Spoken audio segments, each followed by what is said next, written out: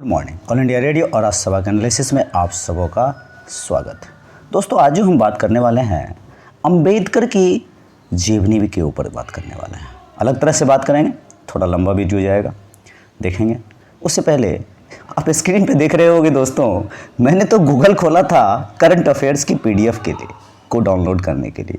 Instagram पर कैसे पहुंच गया? कुछ लोग टेलीग्राम पर पहुंच जाते हैं, कुछ लोग व्हाट्सएप पे पहुंच जाते हैं, कुछ लोग एफबी पर पहुंच जाते हैं और नया नवेला आजकल ये तो चल ही रहा है इंस्टाग्राम। मतलब कुछ लोगों को मैंने देखा जब भी मोबाइल खुलता था तो करंट अफेयर ही खुलता था। मतलब स्टार्टिंग से बहुत प्यार टाइप का हो गया था, लेकिन कुछ ऐसे घटिया लोगों के संगत में आए और इनसे तो नाता ही टूट गया। तो इस तरह की चीज़ें होती हैं। तो ऐसा नहीं है, उनको लगता है कि नाता नहीं, हम करंट अफेयर खोलते हैं, लेकिन ऐसा लगता है, लेकिन ऐसा होता नहीं है। एक और चीज़ें दिखाऊं दोस्तों, भगवान जी आप लोग इसको बहुत ज़्यादा पूजते हो। मैं आपको एक बात बताऊं, कुछ लोग सम्मोहन विधियाँ इतना बढ़िया जानते हैं, अभी बताता हूं। उससे पहले आप देखो, आगे बढ़ने वाला व्यक्ति कभी किसी को बाधा नहीं पहुंचाता। इस कोट को मैं बताकर आपको ये बताना चाहता हूं कि कुछ लोगों ने ऐसा किया, घटिया किस्म के आदमी थे, पहले से पता था मुझे, लेकिन क्या करें, मौका तो देना चाहिए। और दूसरों को बाधा पहुंचाने वाला व्यक्ति कभी आगे नहीं बढ़ सकता। लेकिन मेरी ऊपर वाले से हिदायत है कि ये लोग आगे बढ़ें, सभी लोग आगे बढ़ें, क्योंकि एक टीचर कभी किसी बच्चे का बुरा नहीं चाहता है। तो यहाँ पर ये छोटे छोटे कोट्स बहुत काम आते हैं। देखो, चेंज होना चाहिए, लेकिन इतना चेंज नहीं होना चाहिए कि देखो, कुछ लोग ना सम्मोहन विद्या बहुत अच्छा जानते हैं, इतना बढ़िया सम्मोहन विद्या जानते हैं कि इतना अच्छा अच्छा शब्द लिखेंगे, इतना सुंदर सुंदर, क्योंकि ये इंसान कभी इस शब्द को सुना ही नहीं था, कभी किसी ने इनके लिए लिखा ही नहीं। तो ऐसे सम्मोहित हो गए, गिफ्ट देकर हो, चाहे नज़रों से हो, चाहे अच्छी अच्छी बातें करके। देखो, इस तरह का पागलपन नहीं आना चाहिए। और कुछ घटिया किस्म के लोग ऑलरेडी होते हैं, इस बात को आप समझ लीजिए। चलिए छोड़िए, वो हमारा विषय नहीं है। हमारा जो विषय है आज का अंबेडकर जी को लेकर के है। अंबेडकर जी की बात करेंगे। यहाँ पर आप देखिए, अंबेडकर भारत निर्माता, संविधान निर्माता और भारत रत्न। देखो, आज जो मैं बात करने वाला हूँ अंबेडकर जी के बारे में, इन्होंने भारत के लोगों के हितों के लिए बहुत ज़्यादा काम किया है। मैं आपको किसी कॉम्पिटिटिव एग्ज़ाम के लिए कुछ नहीं बताने वाला हूँ, सीधी सी बात बताऊँ तो मेरा मकसद है जो हर एक तबके के लोग हैं, चाहे वो किसी भी जाति धर्म से हो, चाहे किसी भी तरह की गरीबी से जूझ रहे हो या किसी भी परेशानी से जूझ रहे हो, उनको इनके बारे में पता चलना चाहिए कि ये शख्सियत क्या थी, इन्होंने क्या किया। हम लोग किन के बारे में पढ़ते हैं? इन्होंने एक जागृति समाज में लाई। हम लोग पढ़ते हैं भगत सिंह के बारे में, बहुत सारे ऐसे अनछुए पहलू हैं भगत सिंह के बारे में, या चंद्रशेखर आज़ाद के बारे में, या सुभाष चंद्र बोस के बारे में। देखो, सुभाष चंद्र बोस हो चाहे भगत सिंह हो, सुभाष चंद्र बोस अकेला एक आदमी दिखता है, लेकिन उनके पीछे हजारों सेनाएं थी। तो हजारों सेनाएं किस तरह से उनके साथ जुड़ते हैं और किस तरह से, जैसे मैं ही गाँव में काम कर रहा हूँ, कुछ लोगों ने मुझे तो भगाने का ही कोशिश किया और कुछ लोग अभी भी नहीं, आप कर सकते हैं, गांव का रिफॉर्म कर सकते हैं। तो इस तरह की चीज़ें होती हैं। आप हर एक चीज़ को कनेक्ट करना सीखो। जो हमारे लीडर्स थे, बहुत सारे लीडर्स थे, लेकिन उनकी कुछ चीज़ें उभर कर आती हैं और कुछ चीज़ें जो ऐसी होती हैं जिनको एक्सपोजर नहीं मिलता है।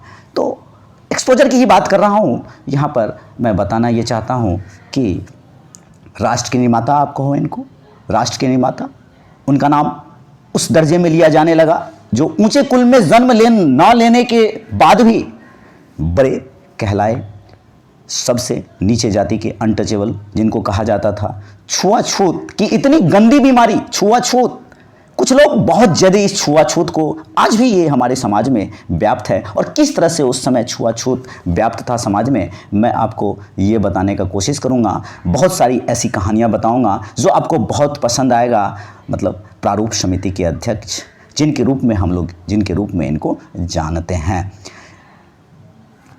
इनका जो कंडीशन था, इनका जो लाइफ स्टाइल था, इनका जो मनोबल था, बहुत ही अलग दृष्टिकोण का था। इनका जो आप कह सकते हो, जो नीचे श्रेणी से आते थे, बिल्कुल नीचे श्रेणी से, और उस लायक तक, उस जगह तक जाना। देखो, आजकल के लोग तो बहुत सारे स्टूडेंट के बहुत सारे मिलते हैं, ऐसे महानुभावों के बारे में देखोगे तो आपको बहुत सारे लोग नजर आएंगे। संविधान की किताब को लेकर के इनको खड़े आप हर एक जगह देखते होंगे, चाहे नेहरू जी को आप देखते हो, चाहे आप स्टैचू देखते हो, पटेल जी का देखते हो, इनका भी दिखता है। भारत निर्माता का भारत का निर्माण का निर्माता डॉक्टर अंबेडकर, डॉक्टर भीमराव अंबेडकर, इनको भारत रत्न से भी भूषित किया गया। लेकिन 56 के आसपास इनको जो है सो आई थिंक 56 के आसपास इनकी मृत्यु हुई थी। 56 के आसपास, हाँ 56, यही तो है 56 के आसपास। अब हुआ क्या कि इनको 1990 में दिया गया भारत रत्न। तो आप भारत रत्न लगा सकते हो इनके नाम के पहले। देखो यहाँ पर समझना क्या है, इंडिया में बहुत सारे लोग थे, इनको भी भारत रत्न से सम्मानित किया गया। 14 भाई बहन थे और इस 14 भाई बहन में ये सबसे छोटे थे। अब मैं आपको बताऊं कि इनके जीवन में 2 लोगों का बहुत बड़ा योगदान है। एक तो इनके टीचर का और इनके माता पिता का। देखो ये जो टीचर और माता पिता पहले और टीचर बहुत पहले, टीचर उसके बाद। हालांकि मुझे तो सब उल्टा ही गांव में गाली ही देते हैं। जो बच्चे हमारे जो 2-4 गए हैं बहुत ज़्यादा मुझे अब्यूज़ कर रहे हैं, जबकि इनको मैं बहुत सारी चीज़ें सिखाया हूँ। मतलब अब देखो यहाँ पर एक अंबेडकर जी जो थे, इनका नाम आप देखोगे तो भीमराव रामजी इनका पिताजी का नाम था। भीमराव रामजी इनका पिताजी का नाम था। और ये अंबेडकर नाम जो पड़ा, ये कैसे पड़ा आपको ये जानना चाहिए। एक ब्राह्मण थे और ब्राह्मण को इनका प्रतिभा इतना ज़्यादा पसंद आया कि नहीं, एक साथ बिठा करके खाना खिलाते थे। इन्होंने भीमराव जी के साथ अपना टाइटल जोड़ दिया अंबेडकर। तो ये अंबेडकर उनका अपना टाइटल नहीं है, उनको एक ब्राह्मण ने इनको अपना टाइटल दिया था। 14 भाई बहन में सबसे छोटे थे। यहाँ पर आपको ध्यान देना है कि 1956 में भयानक रोग के कारण इनकी मृत्यु हो गई। मतलब कहने का है इनको स्ट्रेस इतना ज़्यादा था, इस तरह का था मैं आपको बता नहीं सकता हूँ, बहुत ज़्यादा स्ट्रेस था। इनका जन्म एमपी के मऊ में हुआ था, ये आप जानते हो अच्छी तरह से। और उस समय इनके पिताजी ब्रिटिश ईस्ट इंडिया कंपनी में सूबेदार हुआ करते थे। और जो सूबेदार हुआ करते थे तो सूबेदार उस समय पैसा वैसा तो मिलता था, लेकिन उतना भी नहीं मिलता था। और जन्म के बाद 3 साल के आसपास के समय में इनका रिटायर हो गया था। ये जब रिटायर हो गए थे तो रिटायर होने के बाद क्या हुआ कि एक्चुअल में ये छोटे बच्चे थे। ये मतलब 7-8 साल के रहे होंगे करीब। जो 7-8 साल के ये बच्चे थे, अब हुआ क्या यहाँ पर, ये इनको पेंशन पर जीना पड़ता था इनके पिताजी को, तो इनको समस्या आती थी। तो ये यहाँ पर एक्चुअल में रहना नहीं चाहते थे। तो ये सोचे कि ना यहाँ 9 साल मतलब यहाँ पर जो है ना सो इनको दिक्कत आने लगी। तो इनको जो दिक्कत आने लगी और समस्या जो आने लगा तो ये कहे कि हम अब यहाँ नहीं रहेंगे, यहाँ से भाग जाएंगे। घर में एक पोटली लिया और पोटली लेकर घर से भाग गए। जब घर से भागे तो उन्होंने जब उस पोटली को खोला तो पोटली में सिर्फ आधा आना मिला। और जो आधा आना मिला उससे इनको समझ में आया, मैं तो समझता था अपने पिताजी को कि बहुत अमीर है, बहुत पैसे वाले हैं। फिर ये वापस चले गए और सोचा नहीं, घर की स्थिति ठीक करूँगा। यूनिवर्सिटी से एमएससी किया और एमएससी के बाद बीएसएससी किया और फिर डॉक्टरेट की उपाधि लिया और हाईली क्वालिफाइड पर्सन इनको कहा जाता है। मतलब अंबेडकर उन टीचर के कारण तो रत्नागिरी महाराष्ट्र महान जाति के हैं। मतलब महाराष्ट्र ये मेनली इनका घर महाराष्ट्र हुआ करता था। और आपको यहाँ पर ये जानना होगा कि ये जो अंबेडकर जी थे, ये अंबेडकर जी बहुत ज़्यादा काम किया, बहुत ज़्यादा रिफॉर्म किया। इनके साथ एक घटना हुआ, जब ये स्कूल इनके पिताजी इनको भेजा करते थे। जब इनके पिताजी स्कूल इनको भेजा करते थे तो होता क्या था, ये इनको सारे बच्चे बाहर भाग गए। तो फिर पीछे बैठ करके, क्योंकि इनके पिताजी सूबेदार हुआ करते थे तो मिलिट्री का इनको थोड़ा फ़ायदा हुआ। तो इनको जो बिठाया जाता था तो 8 और 7 कितना होता है बताओ, इनको जवाब होता था। ये जवाब देने के लिए भी तैयार रहते थे, हाथ खड़ा करते थे, लेकिन टीचर उनसे पूछता नहीं था। मतलब इनको पानी की ज़रूरत होती थी तो हाथ डाल करके नीचे करके पीना पड़ता था। इस तरह की समस्याओं का सामना करना पड़ता है। इन्होंने अपनी ऑटोबायोग्राफी में ये सारी चीज़ें लिखी हैं। यहाँ पर अंबेडकर जी ने इतना मतलब छुआछूत भाव को झेला कि इन्होंने बहुत करीब से देखा और इन्होंने सोच लिया कि रिफॉर्म करेंगे। यहाँ पर इनका जो एक्सपोजर है एक्चुअल में इनको ये कुछ जब मुंबई गए पढ़ने के लिए तो मुंबई पे पढ़ने के दौरान क्या हुआ, एक पार्क में ये पढ़ रहे थे। वहाँ पर एक नाम मुझे याद नहीं आ रहा है, दादा करके हैं, वो पारसी हैं, वो मिले और उन्होंने कहा बेटा तुम यहाँ क्यों पढ़ रहे हो, और वो बहुत बड़े राइटर थे। तो कहता है लाइब्रेरी में मुझे जाने नहीं दिया जाता है। अब देखो, लाइब्रेरी में मुझे जाने नहीं दिया जाता है, तो यहाँ पर क्या होता है, जब लाइब्रेरी में इन्हें जाने नहीं दिया जाता है तो ये अपनी एक किताब देते हैं और वो कहते हैं पढ़ो। तो यहीं से इनके जीवन में महात्मा बुद्ध का इन्फ्लुएंस बहुत ज़्यादा हो जाता है, बहुत ज़्यादा। इसके बाद कुछ घटनाएं ऐसी कि इनको पढ़ना था अमेरिका। यहाँ पे एक गायकवाड़, एक मतलब लोग हुआ करते थे, गायकवाड़। ये जो गायकवाड़ थे, सियाजी गायकवाड़, ये 25 रुपये स्कॉलरशिप देते थे। ये 25 रुपये स्कॉलरशिप देते थे। अब यहाँ पर जो ये 25 रुपये स्कॉलरशिप देते थे, तो इस स्कॉलरशिप को लेकर के ये अमेरिका गए पढ़ने के लिए, यूएसए। और जब यूएसए से पढ़ाई करके लौटे तो इनका मन नहीं था वापस आने का, करीब 1917 के आसपास तक। लेकिन इनकी मजबूरी थी कि वहाँ बैठ के इनको पढ़ना है। तो कहने का मतलब ये है कि सुभाष चंद्र की ताकत क्या थी, उनकी सेना थी। भगत सिंह की ताकत क्या थी, अच्छा सारे उन्होंने बनाया था। वो पूरी बैकग्राउंड की चीज़ें ताकत थी। मतलब यहाँ पर जो क्या नाम है, भीमराव अंबेडकर, इनकी ताकत, जो 2-3 लोग इनके लाइफ में मिले, ये लोग ताकत थे। इन लोगों ने इनको आगे बढ़ाने में बहुत ज़्यादा मदद किया है। मतलब ये जो यहाँ पर ये टीचर मिले इनको, यहाँ पर 2 आदमी और मिला।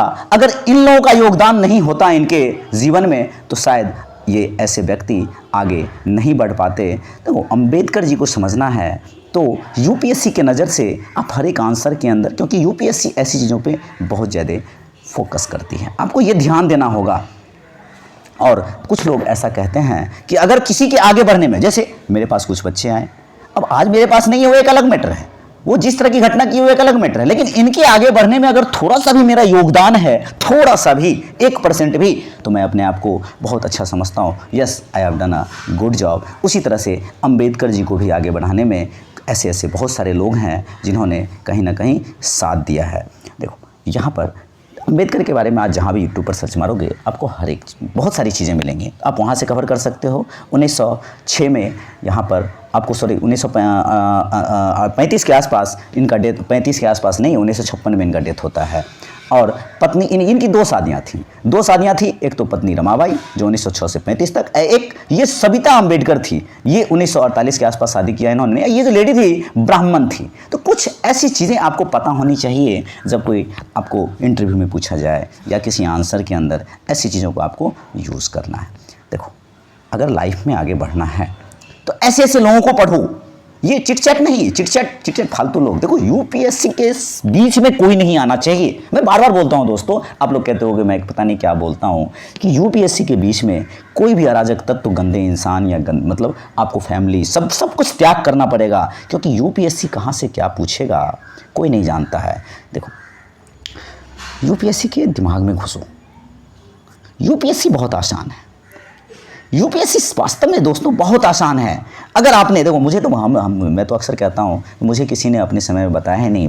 मैं अपने बच्चों को अक्सर बोलता हूँ, अगर मुझे बताता तो मैं उसके पैर पकड़ के उनको कहता सीधा, आप जो कहेंगे सो करेंगे, हम सीखेंगे। लेकिन यहाँ पर तो कुछ ऐसे सम्मोहन विद्या वाले लोग आए जो उनके ही पचने में फंस करके लोगों ने अपने आपको गलत दिशा में लेके चला गया। तो कहने का मतलब ये है, ये हुआ है, ऐसा होता है। देखो जो भी चीज़ें मैं बताता हूँ एक्चुअल में कुछ लोगों का क्या होता है, कहता है, कुछ लोगों ने कमेंट किया मुझे कि आप पब्लिक प्लेटफॉर्म पर ऐसे कहते हो। देखो सच बोलना कहीं भी किसी भी जगह गलत नहीं है, और सच बोलने वाले कभी घबराते नहीं हैं, कभी नहीं डरते हैं, क्योंकि यूपीएससी आपकी नज़रों को देखकर पकड़ लेगा कि आप कितना सच बोल रहे हो, कितना गलत बोल रहे हो। और कुछ लोगों ने आंख में आंख मिला करके, बार बार बोलता हूँ, झूठ बोला और अभी तक झूठ बोलना है। बार बार बोलता हूँ, गलती करना कोई बड़ी चीज़ नहीं है, गलती से सीखिए और गलती से सीख कर आप आगे बढ़िए। यूपीएससी होगा। तो हमने जीवनी देखा अंबेडकर के बारे में, ये ग्लिम्स है, मतलब आपको जानना चाहिए। तो आज के डिस्कशन में इतना ही था। Thank you.